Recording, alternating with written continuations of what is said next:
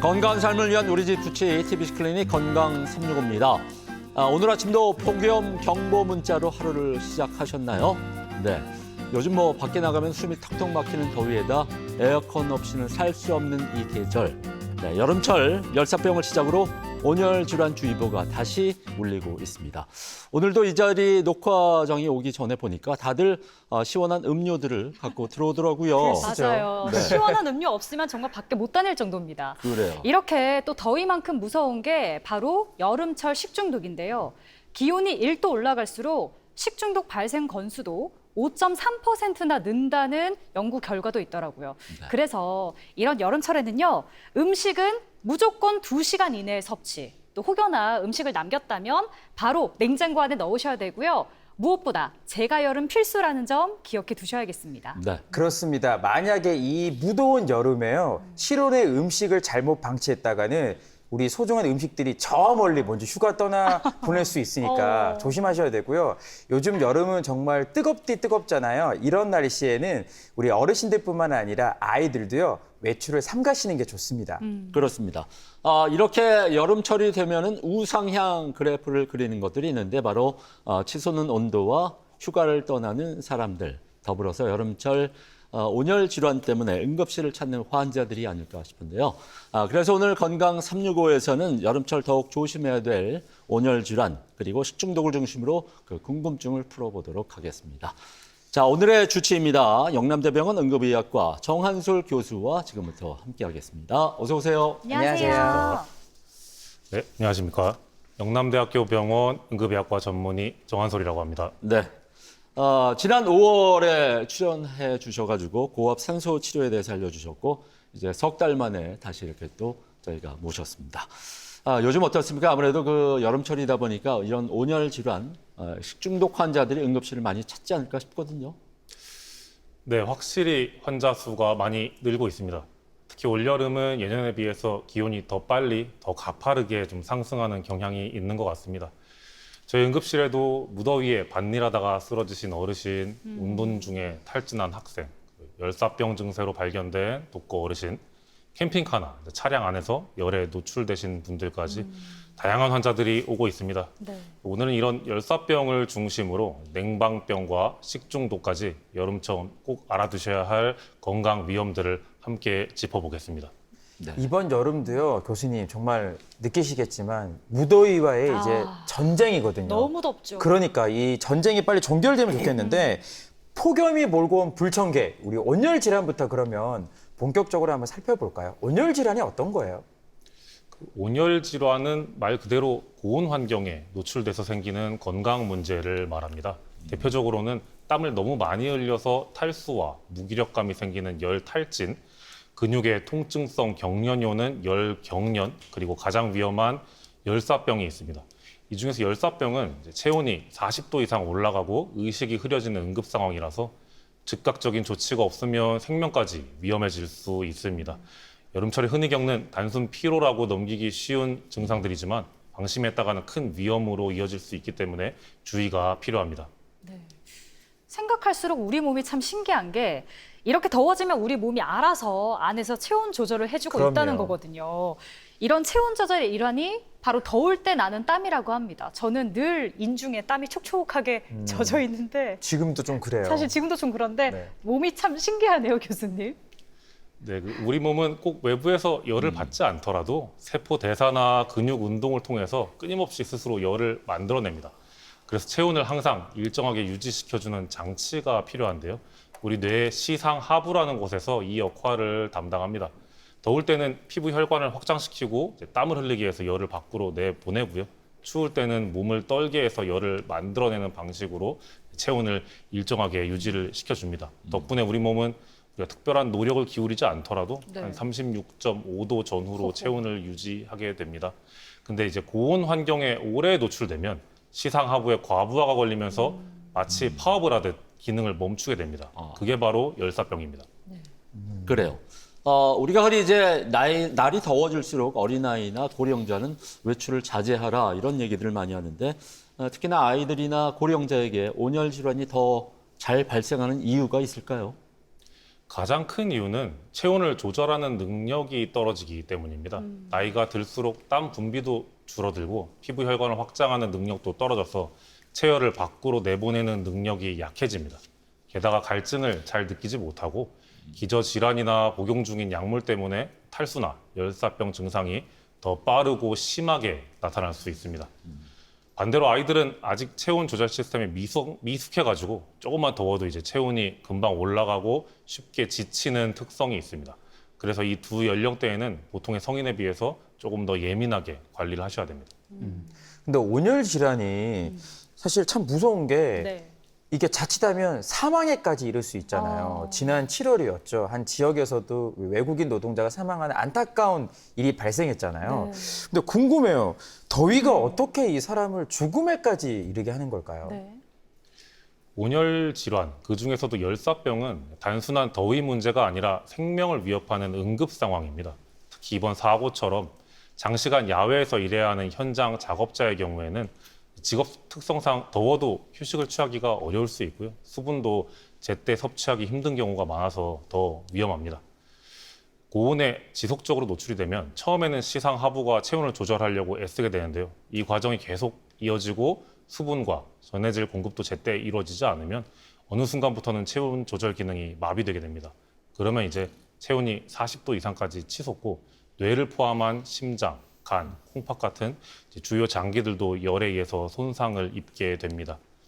또한 근육세포가 녹아내리는 횡문근 융해나 혈액 응고 이상이 동반되면서 빠르게 다발성 장기 부전으로 진행할 수 있습니다. 이 모든 과정이 몇 시간 안에 급속도로 진행되기 때문에 현장에서의 빠른 인지와 응급 처치가 생사를 가르는 핵심입니다. 그렇군요. 저는 지금 여기서 궁금한 게 왜 우리가 흔히 더울 때 뭐 더위 먹었다 이런 얘기를 하잖아요. 네. 이 정도의 증상이 열사병까지는 아닌 거죠, 교수님? 우리가 일상적으로 말하는 더위 먹었다는 상태는 보통 열사병은 아닙니다. 의학적으로는 일사병 정도로 표현이 가능합니다. 예를 들어서 더운 날씨에 오래 노출된 다음에 기운이 없고 근육이 좀 저릿하고 땀이 비오듯 나는 상태가 여기에 해당이 되는데요. 네. 아직은 체온 조절 기능이 정상적으로 작동하는 상태라서 시원한 곳에서 쉬고 수분만 잘 보충해줘도 충분히 회복할 수가 있는 단계입니다. 네. 그 일사병이라는 단어가 나왔거든요. 일사병과 열사병 그 차이를 좀 짚어주시죠. 일사병과 열사병은 둘 다 더운 환경에 오래 노출됐을 때 생기는 온열 질환이지만 중증도와 위험도에서 큰 차이가 있습니다. 결론부터 말씀드리면은 일사병과 열사병의 주요한 차이점은 체온과 땀이 나는지 여부 그리고 의식입니다. 먼저 일사병은 체온이 37도에서 39도 정도지만 열사병으로 진행이 되면은 이제 40도 이상으로 체온이 치솟게 됩니다. 또 일사병은 이제 피부가 축축하게 땀이 나는데 열사병은 반대로 땀이 없습니다.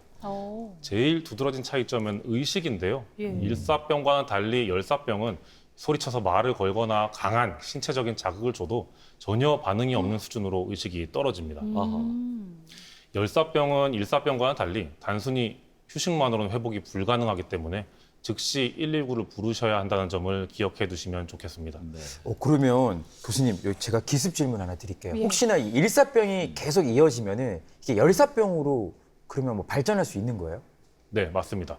두 질환은 마치 제가 다른 질환인 것처럼 설명을 드렸는데 연장선상에 있는 게 맞습니다.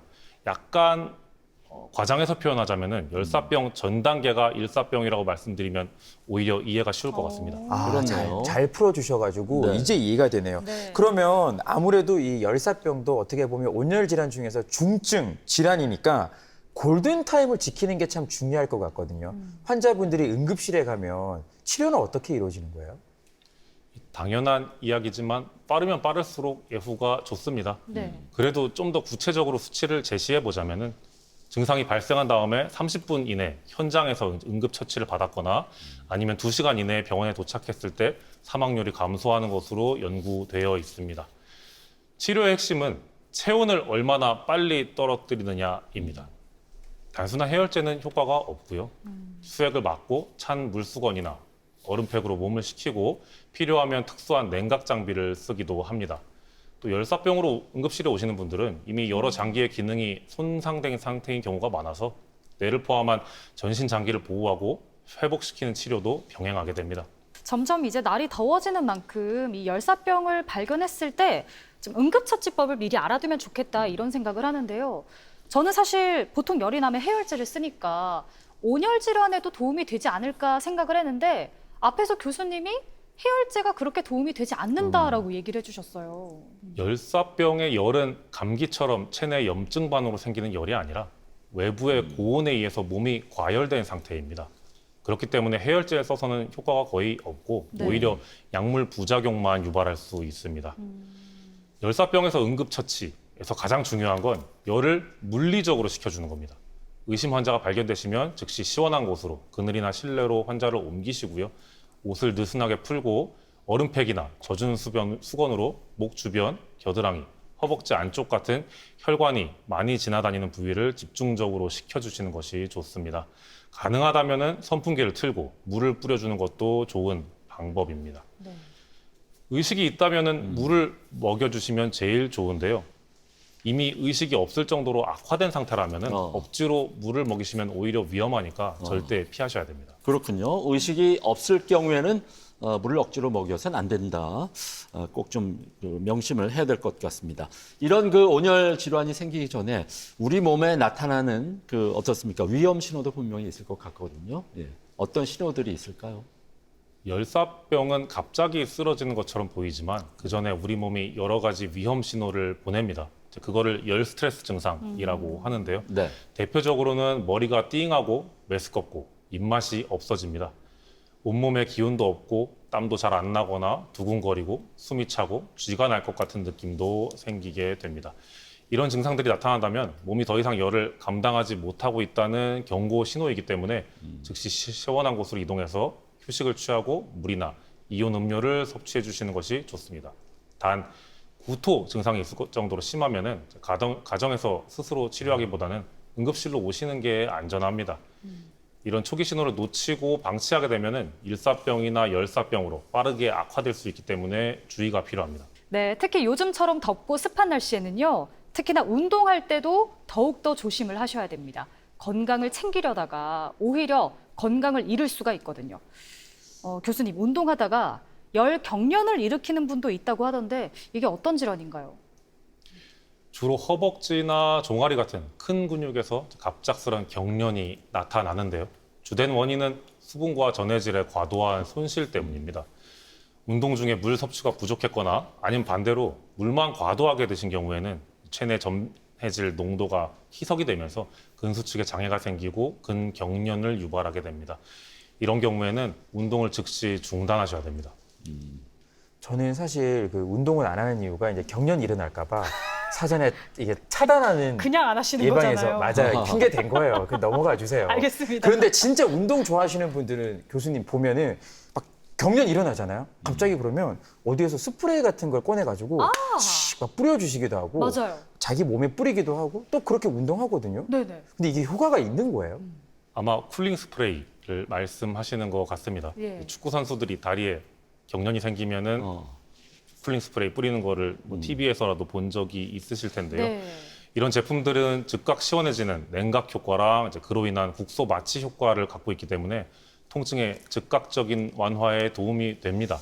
하지만 열 경련의 근본적인 원인은 탈수와 전해질 불균형이라고 말씀을 드렸었죠. 네. 근본적인 원인이 해결되지 않은 상태에서 국소 마취만 해둔 시기이기 때문에 물론 급할 때 응급처치용으로는 좋습니다. 괜찮지만 이것만 믿고 수분, 전해질 보충 없이 다시 운동을 강행하시는 것은 굉장히 주의가 필요합니다. 네. 그러니까 그런 뿌리는 파스 스프레이는 뭐 임시 방편 가운데 하나다 이런 말씀인 것 같습니다. 또 이렇게 더운 날씨로 인해서 뭐 많은 근육의 경련도 발생하기도 하고 한편으로는 손발이 좀 많이 붓는 부종이 나타난다고도 들었습니다. 어떻습니까? 열 부종이란 이제 더운 환경에서 손, 발, 다리 등이 갑자기 붓는 증상입니다. 고온에 노출되면은 체온을 식히기 위해서 말초 혈관이 확장되고 그쪽으로 혈액이 많이 몰립니다. 이때 일부 혈액이 심장으로 충분히 돌아오지 못하면 손발에 고여서 붓는 증상이 생기는 겁니다. 고령이나 이제 만성질환자, 임산부에게 흔하고 겨울철에 갑자기 더운 나라로 해외여행 가셔가지고 장시간 놀러 다니신 경우에도 흔하게 발생을 합니다. 시간적으로는 주로 아침보다는 오후에 심해지는 경향이 있습니다. 다행인 것은 열부종은 대체로 일시적이고 위험하지 않습니다.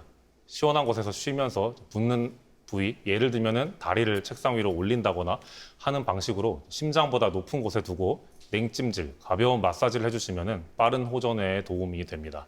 단 통증이 너무 심하거나 숨이 찬 증상까지 동반이 된다면 이때는 병원에 방문하시는 것이 좋겠습니다. 네, 요즘엔 그 날씨가 보니까 9월 들어서도 상당히 덥습니다. 앞으로 2달 이상은 계속 더울 것 같은데 이 온열 질환을 좀 예방하고 폭염 시에 건강을 지키는 방법에 대해서 한번 정리를 해주시죠. 온열 질환은 간단한 예방 수치만 지켜도 대부분 막을 수 있습니다. 계속 강조해도 지나치지 않은 것은 물을 자주 드시라는 겁니다. 목마르면 그때 가서 드시는 게 아니고요. 갈증을 느끼기 전에 규칙적으로 드셔야 됩니다. 술이나 카페인이 든 음료는 탈수에 위험할 수 있으니까요. 피하시는 게 좋고 샤워나 미지근한 물로 몸을 자주 식혀주시는 것도 좋은 방법입니다. 외출하실 때는 밝은 색의 옷, 공기가 잘 통하는 헐렁하고 가벼운 옷을 입으시고요. 양산이나 모자, 선크림 같은 걸로 햇볕을 차단하시는 게 좋습니다. 집안에서는 커튼이나 블라인드로 햇빛을 가리시고 선풍기, 에어컨 등 냉방을 적극 활용하십시오. 폭염이 심한 낮 12시에서 오후 5시까지는 외출을 자제하시는 게 좋습니다. 하지만 직업 특성상 혹은 기타 이유로 야외 활동을 피하기 어려운 분들이라면 2시간에 한 번이라도 그늘에서 쉬어주고 반드시 물이나 이온 음료를 접근하기 쉬운 곳에 두고 자주 드시는 게 좋습니다. 또 독거, 노인이나 만성질환자, 어린이는 고위험군이기 때문에 주기적으로 확인해서 상태를 살피시는 게 좋고요. 차량에 아이나 동물을 혼자 두는 것은 위험할 수 있으니 주의를 부탁드립니다. 네. 갈증이 생기기 전에 이렇게 물을 먹는 게 저도 참 힘들었는데 이게 또 노력하다 보니까 어느 순간 또 습관이 되더라고요. 네. 꼭 실천해 보셨으면 좋겠어요. 자, 그런데 교수님, 무더운 여름철 하면 딱 생각나는 단어가 저는 식중독이거든요. 제 동생도 식중독 때문에 요 며칠을 진짜 고생 많이 해서 정말요? 네. 일주일 만에 3kg가 빠졌다고 하더라고요. 근데 증상이요. 뭐 식중독으로 나타날 수도 있지만 뭐 설사 그리고 또 뭐 배탈이 일어날 수도 있으니까 저희가 보기에는 비슷비슷해서 구분이 안 되거든요. 네. 어떻게 구분을 할 수 있어요? 식중독은 오염된 음식 속의 세균이나 바이러스, 독소 등이 체내에 들어와서 구토, 설사, 복통, 발열 같은 전신 증상을 일으키는 병입니다. 원인에 따라 다르지만 보통 짧게는 음식 섭취 후에 1시간에서 6시간, 길게는 2, 3일 뒤에 증상이 발생합니다. 그에 반해서 배탈은 과식이나 어떤 자극적인 음식으로 인해서 일시적으로 복통과 설사 증상이 생긴 것으로 발열이나 전신 증상은 거의 없고 대개 하루 이틀이면 호전이 됩니다. 열이 나고 설사가 지속되고 탈수 증상까지 나타난다면 단순한 배탈보다는 식중독일 가능성을 염두에 두시는 게 좋습니다. 네. 식중독은 또 원인균이 있잖아요. 그에 따라서 뭐 증상도 다르고 또 뭐 치료 예방법도 달라질 것 같은데 식중독의 원인균 얼마나 다양한가요? 식중독의 원인균은 매우 다양합니다. 대표적인 원인균으로는 포도상구균, 살모넬라균, 비브리오균, 병원성 대장균, 그리고 바이러스 식중독이 있습니다. 대체로는 상한 음식을 섭취하고 하루나 이틀 뒤에 증상이 발생하는 경향이 있는데요. 살모넬라균은 채소나 과일, 날고기, 계란 껍데기 등에 잘 묻어 있고 비브리오균은 오염된 생선이나 조개, 회 같은 생해산물에 흔히 있을 수 있습니다. 네. 그 외에 흔히 물갈이라고도 하는데요. 여행자 설사를 유발하는 병원성 대장균도 주의해야 할 균주입니다. 균이 참 다양한데요. 다행히 대부분 비슷한 방식으로 전염되고 예방법도 유사합니다. 조금씩의 차이는 있지만 대체로 4도 이하의 냉장 보관 시에 증식이 억제되고요. 60도 이상의 열에서 30분 이상, 70도 이상에서는 5분만 가열해도 균이 거의 사멸합니다. 조리 전에 손을 깨끗하게 씻고 식재료를 냉장고 밖에 두는 시간을 최소화하시고 충분히 익혀 드시면 대부분의 식중독을 막을 수가 있습니다. 네, 그렇군요. 지난 7월 초였습니다. 서울의 한 김밥집에서 130명이 넘는 식중독 환자가 발생했던 그런 사건도 있었는데 그 원인을 살펴보니까 말씀하신 그 살모넬라균이 원인이었거든요. 네, 김밥처럼 달걀이 들어간 음식은 살모넬라균에 취약할 수 있습니다. 그 이유는 살모넬라균이 주로 달걀 껍질 표면에 있기 때문인데요. 닭의 항문 주변에 있던 균이 알이 나오는 과정에서 껍질에 묻게 됩니다. 이렇게 되면 달걀을 맨손으로 깨고 그 손으로 다른 재료를 만지면 살모넬라 균이 음식으로 쉽게 옮겨갈 수 있습니다. 그래서 조리할 때는 장갑을 착용하거나 손을 자주 씻는 등 이제 위생에 신경을 써 주셔야 됩니다. 제 주변에 보면 생각보다 많은 분들이 음식 그냥 뭐 냉장하면 괜찮다. 네. 이걸 이제 고급 단어로 냉장고 만능설이라고 하고 또 아예 가열하면 돼, 철원아. 네. 이걸 이제 가열 만능설이라고 제가 그렇게 하는데 생각하거든요. 그죠? 예. 이런 분들 많다니까요. 어머. 근데 심취돼서 이게 문제인 것 같은데 말 나온 김에 여름철에 음식 보관 이제 할 때 유의사항이 있잖아요. 어떻게 하면 좋은지 말씀을 좀 해주세요. 예, 꿀팁입니다. 많은 분들이 냉장고에 넣었으니까 괜찮다. 한번 데우면 안전하다. 네. 또 생각하시지만 사실 꼭 그렇지만은 않습니다. 냉장은 세균을 죽이는 게 아니고 단지 증식을 늦출 뿐입니다. 그래서 이미 상한 음식이라면은 냉장고에 넣어도 균은 여전히 살아있고 위험성도 그대로 남아있습니다. 가열 역시 마찬가지입니다. 균은 죽더라도 이미 생성된 독소는 열에도 잘 파괴되지 않기 때문에 완전히 안전하다고 보기 어렵습니다. 그래서 여름철에는 조리 후 2시간 이내에는 냉장고에 음식을 다시 넣어서 균이 증식하거나 독소를 내뿜을 기회 자체를 주지 않으시는 것이 좋고요. 보관할 때는 밀폐, 드실 때는 속까지 충분히 가열하시는 것이 중요합니다. 네. 그렇군요. 냉장고 안에 넣었다고 해서 균을 죽이는 게 아니라 증식을 늦출 뿐이다라고 얘기를 해주셨습니다. 오늘 집에 가서 냉장고 정리 한번 싹 해야 될 것 같아요. 그리고 교수님, 만약에요, 그 장염약이나 지사제가 이게 식중독 치료에 도움이 될까요? 아니면 오히려 해가 될까요? 식중독으로 인한 설사는 사실은 우리 몸이 균이나 독소를 밖으로 내보내려는 방어 반응입니다. 이런 상태에서 지사제를 복용하면 회복이 오히려 늦어질 수 있어서 설사는 억지로 막지 않는 것이 원칙입니다. 대신 설사로 인해서 수분과 전해질이 빠르게 손실되기 때문에 수분 보충은 무엇보다도 중요합니다. 수분 보충은 깨끗한 물이나 끓인 보리차, 이온 음료를 조금씩 자주 마셔주시면 됩니다. 다만 이온 음료는 전해질과 수분을 동시에 보충할 수 있어서 효과적이기는 한데 환자에 따라서 개인차가 좀 있습니다.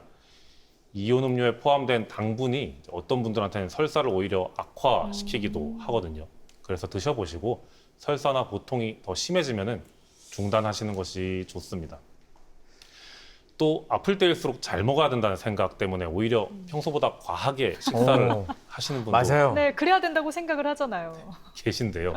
이러면 오히려 설사를 더 유발하게 됩니다. 아이고.